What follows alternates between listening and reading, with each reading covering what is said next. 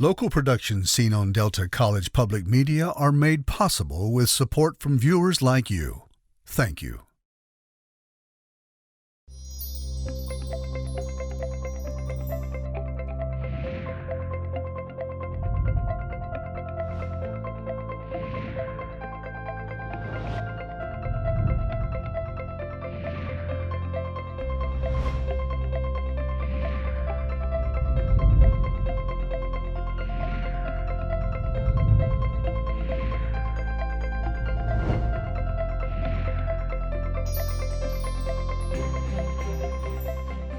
Hello, everyone. Welcome to Junia Doan's The Spark. I'm Junia Doan. I'm happy you could join me today with my guest, Justin Marshall, Vice President of Advancement and Business Development at Northwood University. Welcome, Justin. So what responsibilities accrue to you or your position at Northwood, which seems to be quite big? Yeah, my role is definitely got a lot of different aspects to it here at Northwood University. I've been at Northwood University for 12 years now, and my role has now expanded to our Vice President of Advancement and Business Development. So advancement is everything from Northwood University's fundraising, alumni relations, and some of our external community affairs. And the business development aspect really focuses on any sort of revenue generating activities on campus that aren't related to admissions. So you might think about our hotel on campus, or you might think about our bookstore on campus. In addition, I also am working with the esports team and head coach Elson and Dean Andy Kripe on our student affairs team to drive our esports program into the future and make sure that it remains one of the top competitive esports programs in the nation. Well, let's just go over some of these responsibilities, and you tell me what talents of your own are needed for it. It's something like alumni relations. Absolutely. I think one of my greatest qualifications is the fact that I've graduated from Northwood University myself and just had a phenomenal experience at the university, learning from my professors, learning from the administrators at the time. And when you have that type of unique, just in the weeds, grassroots type knowledge of the institution that you're working for, that's a skill set that you simply can't find in a lot of other people. So I'm able to talk about Northwood and what it meant to be a student and what the learning at Northwood University, especially in regards to the Northwood idea, meant to the development of my life. And that certainly helps in the translation to our alumni and to our donors. You have to be able to communicate. You have to be able to forge relationships, critical problem solving skills, and making sure that, you're just presenting Northwood University in the best light as often as best as possible to as many people as possible. What is the range of interest of the alumni as you talk to them? Wow, that's a big question, Junia. The range of I interest... like big questions. I like big questions too. We could talk this whole half hour about big questions, and I'd have a lot of fun with that. But our alumni have a lot of different interests. You know that our heritage since 1959, when we started in Elma and then moved to Midland, Michigan, we started in specialty business programs, and one of those specialty business programs is automotive. And so we've been very strongly partnered with the automotive industry since the very beginning. On the retail side, the automotive retail side, which most people would think of as the automotive dealerships, the OEM side, the manufacturers, Ford, GM, the big manufacturers, Toyota, Honda, and then also on the aftermarket side. So, the parts and the aftermarket industry in helping keeping cars on the road. That's a huge industry that we're a part of as well. So you've got a lot of alumni who are very interested in the automotive industry, but a lot of people don't realize just how robust we are beyond the automotive industry. So we've got more than 30% of our graduates. No other college or university that I know of can share this statement. More than 30% of our graduates own part or all of their own business. So we graduate entrepreneurs more than maybe any other university. And they are small business owners right here in Midland, Michigan. You've got Creation Coffee as a great example, both owned by Northwood alumni. And you've got Eastman Party Store right here in Midland, owned by a Northwood alumnus. And you've got small businesses throughout the state and throughout the nation that are owned by Northwood alumni. So our alumni are just passionate about entrepreneurship and the free enterprise system. And probably the one thing that unites all of them in all of our surveys that come to us is the Northwood idea, a belief in the free enterprise system, a belief in individual freedom, that we all come with our own unique, creative, distinctive abilities, and we should be free to utilize those abilities in the service to others and the service to our communities. Has the courses you've taught under the entrepreneurship label, so to speak, have to change because of increasing regulations? Maybe you could offer a little bit more as to what you mean by that question. We haven't really had to change anything related to the naming of our entrepreneurship programs because of regulation, but I don't know if I'm fully understanding the question, and I certainly want to answer it. Well, what I've just noticed in my life, and that is my field, that I'm bumping into more impediments and more provisions needed, and this and that, and I can't help but believe that that's, percolating through, and therefore some part of some course or even an individual course could identify how you deal with these things, what's important, what's the timeline, but if there's no course for it, that just means it's not as bad as I thought. So don't worry. That is a great explanation of the question, so thank you. Absolutely, we are talking to our students about some of the impediments and the obstacles that they might face as entrepreneurs. In fact, we're doing that in our entrepreneurship courses. We're doing that in our general business management courses. It's getting talked about in our law courses as well. And we're even talking about it at the Idea Center, which is right in downtown Midland. And the responsibility of that center is to really empower our students to start their own businesses. So we're helping them work through some of the challenges that come with wanting to start your own business: copyrights, patents, filing for a business, talking about with actual entrepreneurs the questions of what did they face when they were in business or while they're operating businesses today, to prepare our students for those types of obstacles.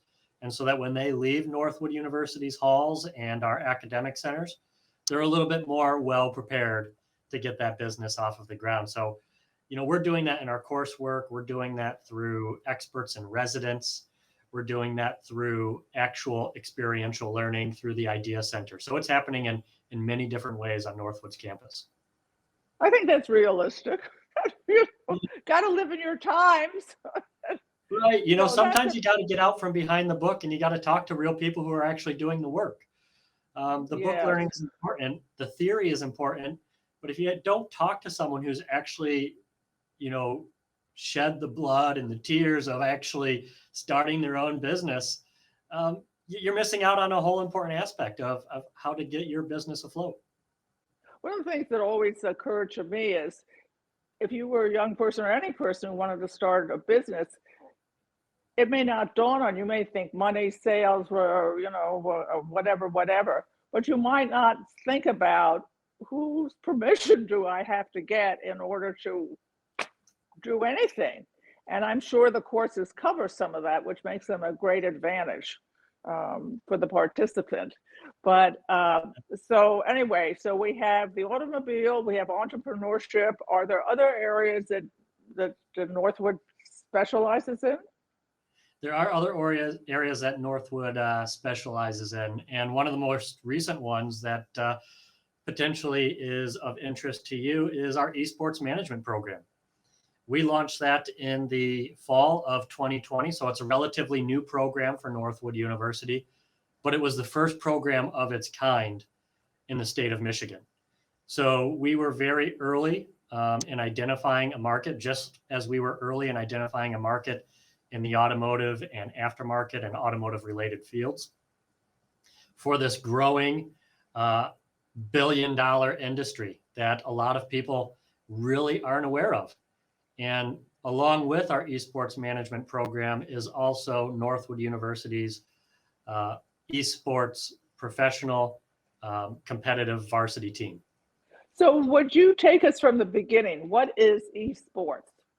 Absolutely. I think the simplest way I can explain esports is it's competitive gaming at a semi-professional or professional level. So you have professional organizations similar to what you would find in the NBA or the NFL. You've got teams that have professional players who are competing in tournaments and live competitive events against other teams. And that's the highest level of esports. At the semi-professional level and the amateur. Let me just ask one question. Is it around an individual game? Yeah, so esports is, the way I kind of think about it is esports is the umbrella for what you would consider to be traditional sports. So traditional sports is made up of basketball, football, baseball, soccer, softball. The list goes on and on. In esports, the list is an individual game. So a game that people might recognize is Call of Duty. There is Overwatch. So students compete in games and professionals compete in games under the banner of esports. So anyway, you were saying the professional and then the semi-professional. That's right. So the professional is at the highest level, and you will get some professional level players who are college aged students and are pursuing their college degrees. So they are competing on collegiate teams at the esports level. But you're typically going to find semi-professional or amateur players who are extremely adept and advanced at playing a particular game. Sometimes they're very advanced at playing multiple games. But there's also areas in the collegiate esports and even at Northwood University for people to get involved beyond the games. So they can get involved in coaching. They can get involved in shoutcasting. And shoutcasting What's that? Yes. What is it? Shoutcasting is broadcasting. So when you think of the talking heads that are at a professional football game, the shoutcasters are those same talking heads who are doing the play-by-play calls for an Overwatch game or for a League of Legends match. Oh. So it's very similar, and they bring this similar enthusiasm and excitement. But for the layperson that might be watching the game, who might not be as educated about what's going on, that shoutcaster is really an important aspect of getting them involved in the game and building that excitement. So we have opportunities right here. Teaching. Yeah, and teaching. Absolutely. So we have students right here at Northwood University who are part of our shoutcasting program, who are receiving scholarships, just like our competitive team members are receiving scholarships to be playing on Northwood University's esports team. If you major in shoutcasting, a new word for me, and concept, how would you go about getting a job in that field or in that game? So our shoutcasters are actually choosing from the many academic majors that we offer at Northwood University. So our shoutcasters might be going into finance, they might be going into operations and supply chain management. They're simply choosing as part of their experiential learning opportunity to be shoutcasters at Northwood. So they might be going into our esports management program. So they've got a whole career opportunity ahead of them, depending on the major that they choose. But if they're going into the esports world, for an example, some of them might become esports event planners. They might be doing production. So they might be helping to produce major events and tournaments for major enterprises who have invested in esports at the professional level. They might be in business development. They might be in sponsorships and trying to get new sponsorships and forging new partnerships with major enterprises. There's a lot of career opportunities in esports, just like there are a lot of career opportunities in sports management. What is an event? What do you teach in event development or putting on an event? So a very good example is Northwood actually has its own esports tournament. It was run for the first time last year in the pandemic. And that's a whole interesting topic too, esports in the pandemic. But we launched our Great Lakes Invitational, and we had our students actually running that tournament. So they were responsible for all aspects of the tournament, securing sponsorships, securing the teams and who's going to be competing in the tournament. When is the tournament going to be run? How is it going to be run? Is it going to be run completely online? Is it going to be hybrid of an online and in-person type program? All of the technical needs in the background of making sure that you have the appropriate technology supporting the tournament. So important. All of that is very important, right? And then, just obviously the communication involved with building an audience, the communication involved with the teams that are competing or the different professional faces and athletes that are competing in the tournaments. There are the PR sides of it. So releasing press releases and getting into the news. So there's a lot that they're learning at Northwood University just around tournament operations. And then they're also learning about, the industry as a whole, and why is this industry an exciting industry to be joining and to be considering as a young student. What are the economics of it? If you're a sponsor, does it goes towards prize money? If you have to pay to enter, that covers expenses. Just give us an overview financially of how a tournament might work. So a lot of revenue in esports is driven by sponsorships and advertising. So again, similar to your traditional sports, there's a lot of mirrors there between traditional sports and esports. A good example is in Detroit, they had a League of Legends tournament at Little Caesars Arena just prior to the pandemic. And they sold out all of Little Caesars Arena, including tickets being sold from resellers or individuals who were, not able to attend at a premium because it was selling out so quickly and there was such a great interest. And that's not just happening here in Detroit and the state of Michigan, that's happening worldwide. Esports is selling out major arenas throughout the world. And they are competing with, some of the major traditional sports events from a ticket sales and revenue standpoint. So it's really, really impressive. During the pandemic, obviously, there were a lot of restrictions as to who could gather and how you could gather. And there were some great benefits to esports as a whole, and there were some distractions to esports. So the benefits is viewership grew. People weren't able to leave their homes at the beginning of the pandemic when everything was being shut down in March of 2020, right around that time. Twitch was seeing increased viewership, and Twitch is basically one of the major platforms for people to view esports. So similar to if you're tuning in to NBC or ABC to watch a professional traditional sport, a lot of people are tuning in to Twitch to watch esports. And they saw a immediate spike of about 10% in March of 2020.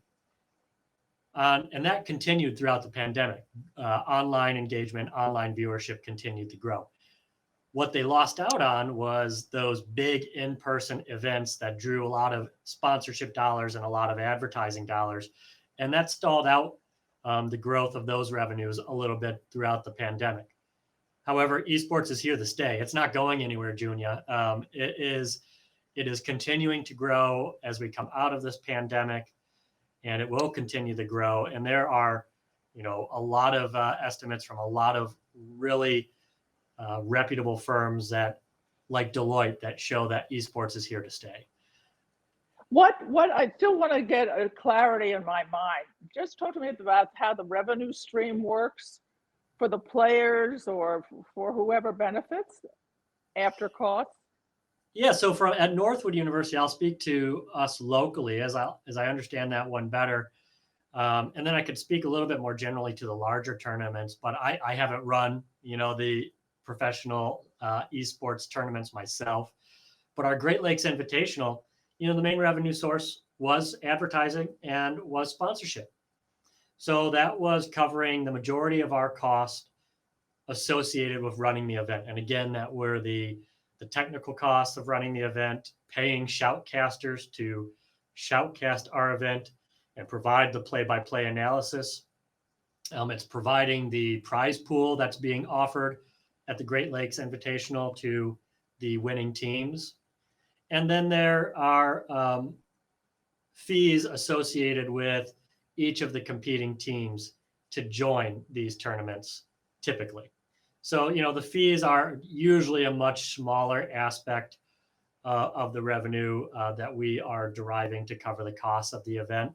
But those are going to be your three major areas of revenue for a tournament. And I don't think that's going to change either for a professional sporting tournament or event as well. When you go in person to an event, are you watching all members or many members of a team compete in the game with many members of the opposing team, or is it one-on-one? People, when they go to these events, it depends on the game that they're playing. So Rocket League, which is probably one of the more popular collegiate programs, and the program that we are arguably most successful at, we are back-to-back national champions in Rocket League, and we are considered by many one of the top three, if not the top collegiate esports programs in the nation. So Rocket League. Congratulations. Well, thank you. Yeah, we're very proud of that. But Rocket League is 3 versus 3. And basically, if I'm going to explain Rocket League to someone, it's competitive soccer played with cars, if that makes any sense at all. Yes. So a lot of crashes. A lot of crashes, and you could go onto YouTube and you could type in Rocket League, and anyone could learn a little bit more about it if they're interested. They could come to Northwood University's esports competitions, and they could watch Northwood compete. In fact, Northwood competed on ESPN2, Twitch, and ESPN University at their Maui Invitational, and we attracted more than 1 million viewers throughout that competition. So a lot of people were tuning in to watch Northwood play. I got a lot of calls from our alumni and a lot of emails from our alumni, including one alumnus. I won't share his name, but he sent me an email and he said, "You won't believe it, Justin. I'm watching Northwood University play Rocket League on ESPN in the waiting room of a hospital." And he and his entire family were cheering us on, and they thought it was just great to see Northwood playing at that level. So Rocket League 3v3, Overwatch, which is another competitive game, is 5 versus 5. So it really just depends on the game that the students and the professionals are playing. So in those settings, they're going to be one team of 3 play another team of 3, or one team of 5 play another team of 5. Do people pick their games based on their interest in the sports in reality, like soccer or football or something like that? I think a lot of them are picking the sport based on just really where have they developed a competitive edge. They might have been introduced to the gaming world more casually, and then potentially they might have picked up Overwatch or Rocket League out of interest. And then they became quite adept and quite skilled at the game. So then they continue to play it and they continue to develop it. And as they grow and as they learn about scholarships available at the collegiate level, and that they can really turn this into not only a pathway to college, but also a pathway to a career, they start focusing on it a little bit more. but I'm sure as many individuals play video games, it's a very wide group of individuals who play video games, and it's male and female who are playing games today. It's grown considerably. I was reading an article recently from 2006 to 2021. The number of female gamers has grown considerably, casual gamers, and that will certainly translate to more women getting into professional esports and more women joining collegiate esports teams, which is a great thing. Do you age out? You like do. A football player? You do. And typically you age out at a younger age in esports than even you might age out in professional sporting. So a lot of the professional gamers are going to be in their late teens throughout their early 20s. You are still capable of being a very strong professional gamer as you age, but you lose some of the natural advantages that come with youth. I have to stop you. I'm so sorry, Justin. We're really out of time in this fascinating conversation. Anyway, I'd like to say something about Justin. He is perfect for his job because it attracts his attention in a wide variety of brain activity and also personal relationships. So this kind of job is multidisciplinary, as it were, and requires a lot of inner what I'm going to say, confidence and the ability to do in the world that's new, entrepreneurship, and maintain in other areas. So word continue. Love learning about esports at Northwood and enjoyed being with you. And remember, go out and do something kind for someone you know, someone you don't know every day going forward. We all need it. Thank you for tuning in. To contact Junia, send her an email at juniadownsthespark@gmail.com. For more information, program schedules, and news about future guests, go to www.juniadownthespark.com. Thank you for joining us. See you next time on Junia Doan's The Spark.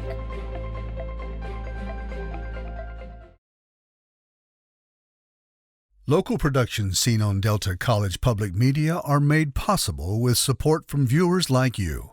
Thank you.